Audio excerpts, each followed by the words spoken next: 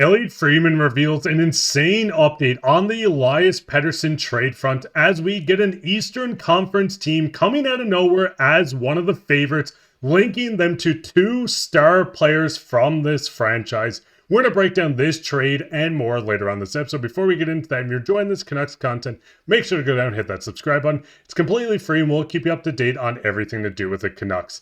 Now with that, Griffin, we got to hop straight into this today as we get more updates coming from Elliotte Friedman. But the biggest thing is, obviously yesterday, and if you missed the video from earlier, we seen Pierre LeBrun saying the Canucks and the Carolina Hurricanes got fairly close on a trade before the Colorado route. We did see an update from Elliotte Friedman saying there was a time yesterday when I thought Petey was going to be a Carolina Hurricane. Obviously, that did not happen. He said Martin Necas would have been involved if it was a Pettersson deal, but not Miller. That leads straight into the headline we got tonight, and that was once he was asked, the Hurricanes likely now out of the equation, is there a new team that becomes the favorite to potentially land Pettersson if the Canucks do indeed deal him? Elliotte Friedman went on to say, I think those talks continue. I believe one of the teams that has really shown a lot of interest is Buffalo. There are other teams, but the Sabres are definitely in there.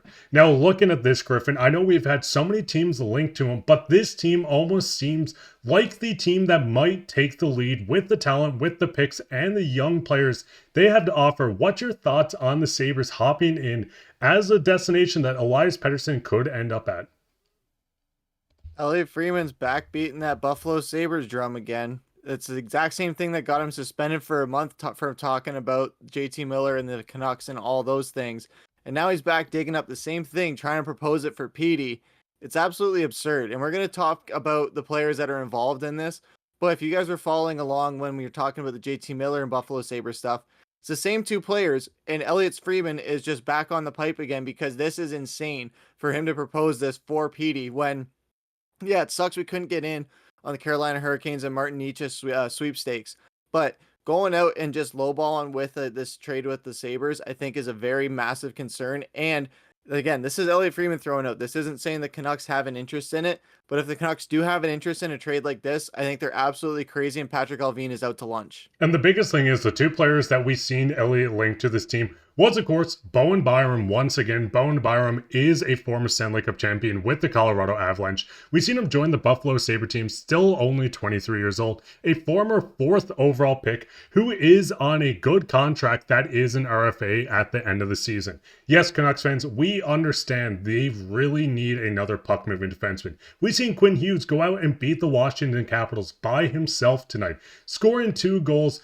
He needs some help on the back end, and I do think Bowen Byram would be a perfect fit for this team, but we will get into why this trade shouldn't happen. But looking at this as just the first player, what's your initial thoughts if this was the headline of the package?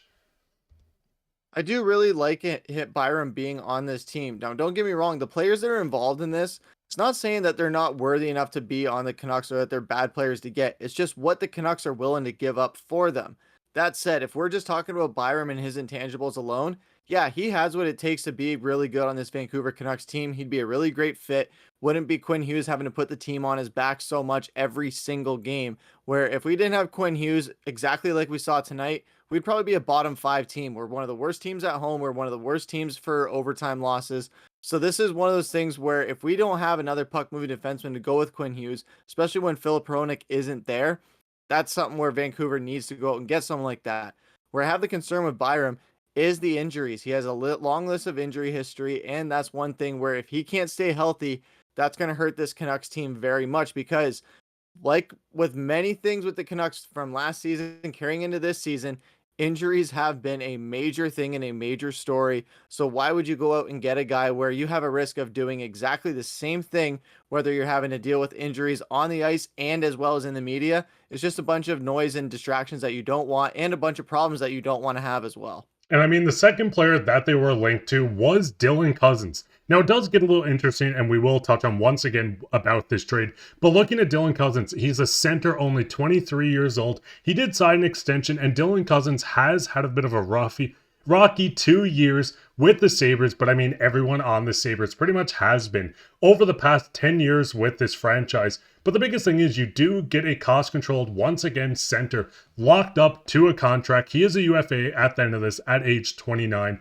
but he's only in year 2 of 7.1 million per year. These two players would fit perfectly on the Canucks team. I think right now, if I was offered both of these players for JT Miller, I think I take this. You get a young center, a defenseman to come in that can play with Hronek, play on the right side with Hughes, or be the future line mate for a guy like Tom Willander. But this trade for a young 26-year-old center that's locked up long-term on year 1 or 2 of his contract for 2 more unproven young guys, I don't think makes a lot of sense. I don't know if you feel any differently if you would do this for Miller, but looking at this, is there anything Buffalo could add, maybe more draft capital or something else, to make you say yes from an Elias Pettersson side? Or would you just straight up say yes if this was for Miller?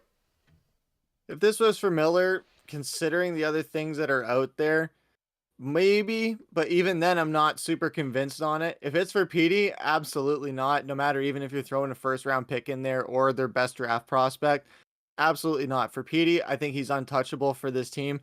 I know in our last video that we just dropped earlier today, I know there was a lot of comments that were very divided on the issue as a whole, but at the end of the day, Petey is still a 26-year-old superstar in the early stages of a big contract, like you just said.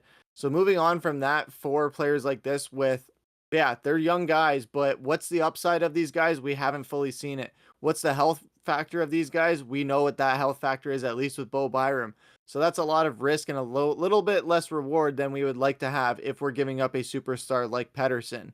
And I mean, the biggest thing is, and I want to make it very clear, I don't want JT Miller off this team. I think JT Miller is the perfect player for any team trying to compete. But with this Canucks team, something has to give. They need to make a change, if that's in the locker room, on the ice, go into a quick 1-year retool, whatever it might be. Something has to give with this roster, because we've seen that this roster is not capable of winning a Stanley Cup. We've seen them get knocked in 7 games last year to the Edmonton Oilers, which looked like a year that they were going to compete. They lost Elias Lindholm, they lost Zadorov, they added replacements, and they currently sit a couple points out of a wildcard spot, looking like a team that wouldn't be able to even have home ice advantage if they win on it, because they can't win at home. Looking at this, we know the biggest thing is Elias Pettersson's going to bring in the bigger package. This is from Dave Robinson of Elite Prospects, and it's my belief that the deal Vancouver and Carolina had in place for Pettersson was more expensive than the Rantanen cost, which makes sense, a young, cost-controlled asset down the middle, and I completely agree with this. I know the biggest thing with this Canucks team, and a lot of fans want both players to stay, or they want one player to stay over the other. The biggest thing is something is going to give at some point. Something has to change. This might be a trade that we see where Bowen, Byram, or Dylan Cozens come in. This could be a trade where we see completely 2 different players that haven't been linked to this team at all. What's your guys' thoughts on this? Who do you want to see join this Canucks team if one of these players were traded? Put a couple trade proposals down below, because we might cover that in a video too, because it is quite interesting. While down there, leave a like, subscribe, share this with your friends. We'll be back tomorrow with another episode, so keep your eye out for that. But I've been your host, Mark, with my co-host Griffin, and take care.